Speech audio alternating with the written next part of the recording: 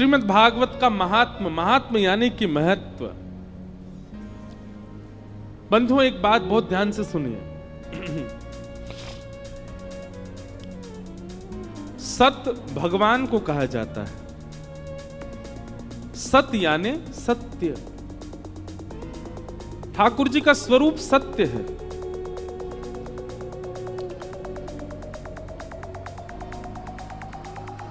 सब लोग बहुत ध्यान से सुनना। सत परमात्मा को जिस दिन आपने चैतन्य मान लिया, उसी दिन आनंद की प्राप्ति होने लगेगी। सच्चिदानंद रूपाय। परमात्मा को हम चैतन्य नहीं मानते। चैतन्य का मतलब क्या होता है?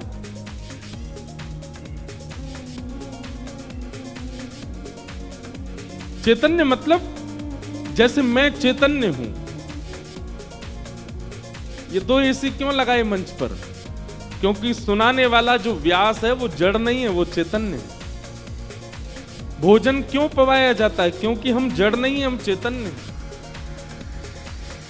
हमारे लिए व्यवस्था क्यों की जाती है? मानव अपने लिए व्यवस्था क्यों करता है? क्योंकि वो जड़ नहीं है, वो चैतन्य है। पर मृत्यु के बाद उसी व्यक्ति को निष्ठुर चिता पर सुला दिया जाता। उसी के परिवार के लोग सुलाते हैं। जो डल्लब के गद्दे पर सुलाते थे, वही उसको चिता पर सुला देते हैं। क्यों? उनको उस समय दया नहीं आती। क्योंकि उनके मन में यह भावना आ जाती है कि अब ये जड़ हो चुका है, अब इसको पीड़ा नहीं है। तो इसका मतलब मुझे चैतन्य बनाने वाला कौन था? मेरे भीतर विराजमान जो चैतन्य आत्मा है, उससे मैं चैतन्य था। शरीर तो जीवित अवस्था में भी वही है, मृतक अवस्था में भी वही है। तो फिर इतना भेद कैसे हो जाता है? हमारे भीतर जो जीवात्मा है, वो हमारे रूप को चैतन्य बनाती है। और वो जीवात्मा ही परमात्मा का स्वरूप है।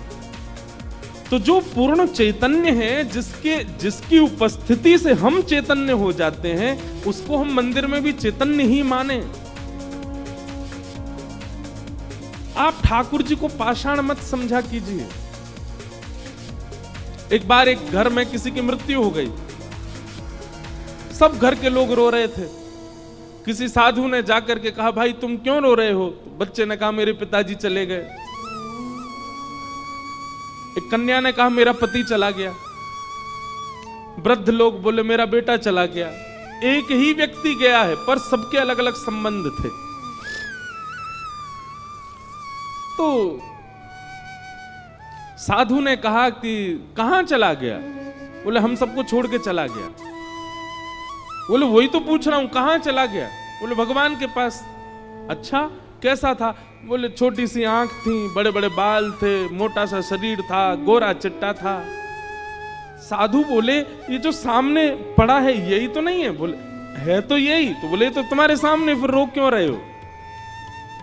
बोले, ये सामने है, पर इसके भीतर जो था वो चला गया।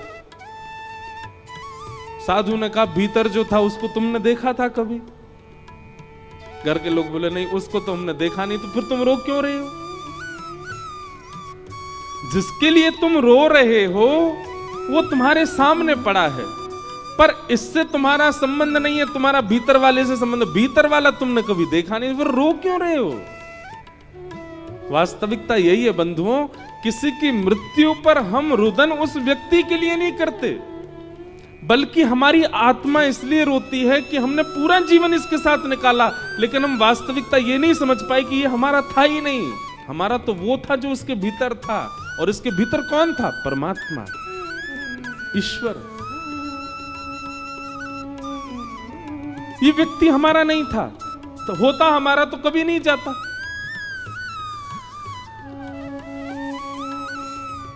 इसलिए भैया, ठाकुर जी को जड़वत मत मानिए। ठाकुर जी चैतन्य हैं। परम सत्य ही चैतन्य मान लेंगे, उसी दिन से आनंद आने लगेगा। सच्चिदानंद रूपाय। भगवान के 3 रूप हैं, सत्य, चैतन्य और आनंद। इसलिए सबसे पहला ठाकुर जी के प्रति सत्य भाव रखो कि ये यही पूर्ण सत्य है और कोई सत्य नहीं है संसार में। दूसरी भावना ठाकुर जी के प्रति चैतन्य रखो। ठाकुर जी चैतन्य है, जड़ नहीं है। उनको भी सर्दी का अनुभव होता होगा, उनको भी ग्रीष्म का अनुभव होता होगा, उनको भी भूख प्यास लगती है। वैसे तो वो परम तत्व है, उनको किसी की आवश्यकता नहीं, पर हमारी भावना उनके प्रति ऐसी होनी चाहिए।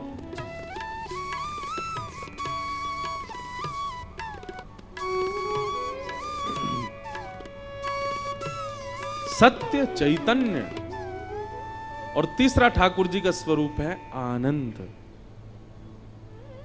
हमारे गुरुदेव कहते हैं जब तक सत्य और चैतन्य बुद्धि हमारे अंदर नहीं आएगी ठाकुर जी के प्रति, तब तक सेवा में, भजन में, भक्ति में, कथा में आनंद आ ही नहीं सकता। मीराबाई को क्यों आनंद आता था? सूरदास को क्यों आनंद आता था? श्रीमद चैतन्य महाप्रभु को क्यों आनंद आता था? क्योंकि वो ठाकुर जी को चैतन्य मानते थे, कभी जड़ नहीं माना। कितने श्रोता कथा में ऐसे आते हैं, कथा को शब्द नहीं समझते, कथा को केवल वाक्य नहीं समझते, वो जीवंत एक लीला देखते हैं कथा सुनते सुनते।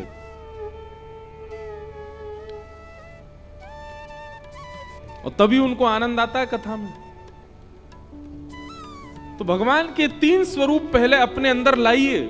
सबसे पहला ठाकुर जी को सत्य मानिए, ये परम सत्य है। और परम सत्य कब स्थापित होता है? जब परम विश्वास हो कि हाँ यही परम सत्य है, बाकी सब संसार में मिथ्या है, ये परम सत्य है। सबसे पहली बात। दूसरी बात, ये चैतन्य है, जड़ नहीं है। ये मूर्ति के रूप में मुझे दिख रहे हैं, ये आभास करा रहे हैं मूर्ति के भाव से, पर ये है नहीं। कभी आपने बचपन में वो खेल खेला था, विष अमृत खेला है? अब आपके यहां कुछ और बोलते हो तो पता नहीं। मध्य प्रदेश में एक तो भाषा बड़ी, कुछ कुछ चीजें बदल जाती हैं। विष अमृत ही बोलते हैं यहां पे, हैं? विष अमृत बोलते हैं, क्या बोलते हैं? भरमपाल, बर्फ पानी। अरे वाह,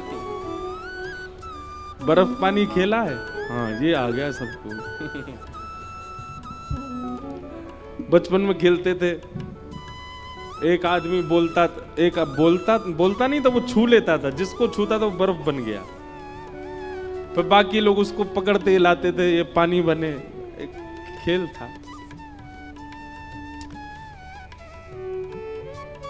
एक और खेलते थे, वो अंग्रेजी में से बोलते स्टैचू बोल दो, तो फिर सब जितने लोग हैं यथावत उसी स्थिति में रह जाओ, फिर एक उनको सबको हंसाएगा। खेला ये वाला? एक व्यक्ति बोलेगा 10 तक गिनती गिनेगा, और 10 तक गिनती के बाद बोलेगा स्टैचू, और पीछे मुड़ के देखे तो जो जिस अवस्था में उसको वैसे ही रहना पड़ेगा। अब फिर उसका काम क्या है? सबको जा जाके हंसाना। जो हंसता जाएगा वो खेल से बाहर होता जाएगा। ठीक वैसे ही भैया ठाकुर जी भी हमारे साथ ये खेल खेल रहे हैं, स्टैचू वाला। वो जड़ बनकर के मुझे चुनौती दे रहे हैं। जैसे जड़ वाले खेल में वो चुनौती देता है कि तू, तेरे में हिम्मत हो तो मुझे हंसा के दिखा। मैं तो जड़ बन के खड़ा हूं, लेकिन तेरे में हिम्मत हो तो मुझे हिला के दिखा। ऐसे ही ठाकुर जी ने भी हमको चुनौती दे रखी है, तो में हिम्मत हो तो मुझे हंसा के दिखा, तुझ में हिम्मत हो तो मेरे हाथ ठीक करके दिखा, तुझ में हिम्मत हो तो मुझे चला के दिखा। अरे भैया, कई ने ठाकुर जी को हरा दियो, मीराबाई ने हरा दिया खेल में, ठाकुर जी चला दिए।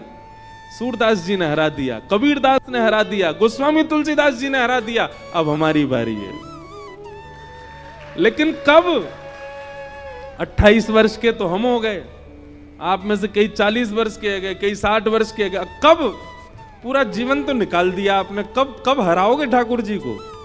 वास्तव में भक्ति में ठाकुर जी की जीत नहीं, भक्त की जीत होनी चाहिए। ठाकुर जी तो हारते हैं उसमें। और ये कथा, ये क्या है? ये ठाकुर जी को हरावे के सारे विधान बताए जाते हैं वक्ता के द्वारा। कैसे हारेंगे ठाकुर जी, कैसे हम जीतें। और हमारी जीत इसी में है कि जिस दिन वो अपने जड़त्व को त्याग दें, और दोनों भुजा पसार करके हमको हृदय से लगा दें, उसी दिन हमारी जीत है। ठाकुर जी हार गए। लेकिन अभी क्या हो रहा है, ठाकुर जी जीत रहे हैं। कितना भी पंचामृत अभिषेक कर लो, कितना भी इत्र लगा लो, कितनी भी माला पहना दो, कितनी भी पोशाक पहना दो, यूं ही खड़े रहते हैं, हिलते ही नहीं है। और हमारी भावना ये है कि हम भी संतुष्ट हैं उसी में ही। हाँ ठीक है, ऐसे ही रहो।